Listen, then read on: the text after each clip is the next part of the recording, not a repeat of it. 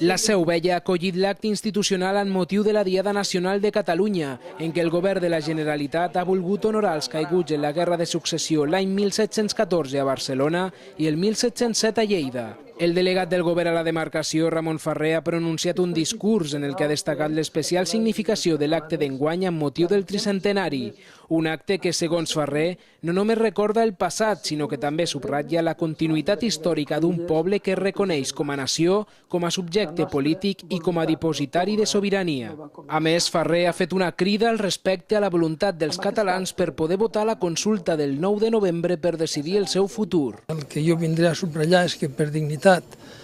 per convenciment i per necessitat convé que els ciutadans manifesten el seu parer de manera lliure, pacífica i democràtica per decidir conjuntament entre tots què en volem d'aquest país nostre que, malgrat tot, després de 300 anys encara està dempeus.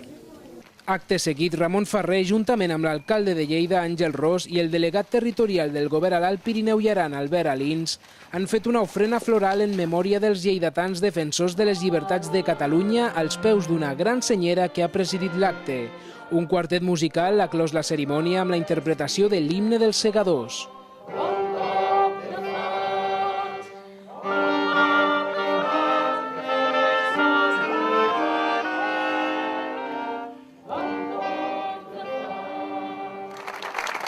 Entre els actes de la Diada a Lleida destaquen les ofrenes de les entitats cíviques de les 9 a les 11 del matí a la Seu Vella i posteriorment l'acte institucional presidit per l'alcalde de Lleida a partir de les 11 del matí amb l'ofrena institucional i el pregó a càrrec de l'historiador Manel Lladonosa. Acte seguit hi haurà l'actuació musical de la coral Xirolla de l'Ateneu Popular de Ponent. La banda municipal de Lleida clourà el programa d'actes de la Diada amb el concert de l'11 de setembre a les 7 de la tarda a la plaça Pairia.